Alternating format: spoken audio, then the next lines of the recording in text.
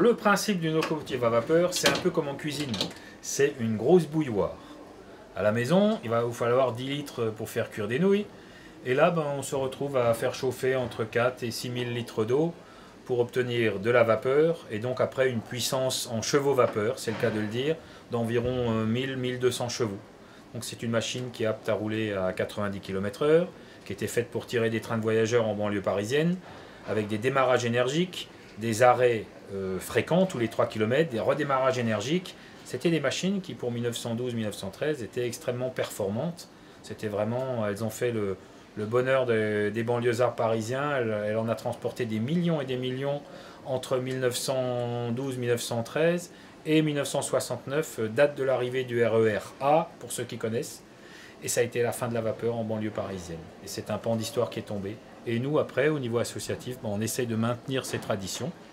Et donc, on se retrouve en 2016, 102 ans après. On a une locomotive qui, avec beaucoup d'entretien, fonctionne et on en est tout fiers.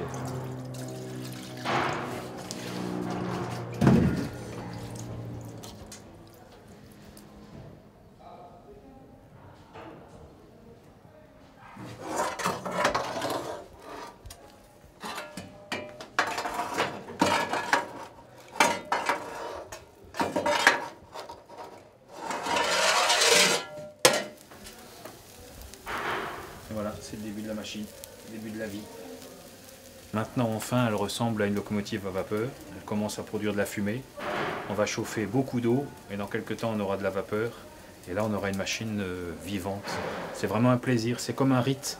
C'est le début de la vie sur une machine. Quand on peut allumer le feu, c'est que tout est prêt. Et puis, c'est presque poétique. On dirait un feu de cheminée. Ça y est, c'est parti. Toute la puissance. C'est à la fois la joie et l'enfer qui démarrent en même temps.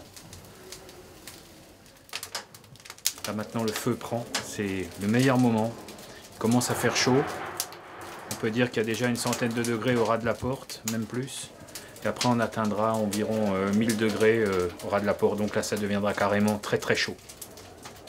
Mais c'est ce qu'il faut pour la remuer, elle est quand même, la petite dame a 102 ans, et puis elle est parfaitement active, on s'en occupe. Et puis voilà, et maintenant c'est le côté que j'adore, c'est le côté poétique, c'est calme, c'est beau. Et puis j'aurai toujours du plaisir à allumer une machine, ça fait 40 ans que je fais ça. Et c'est un vrai plaisir. C'est une forme de sérénité.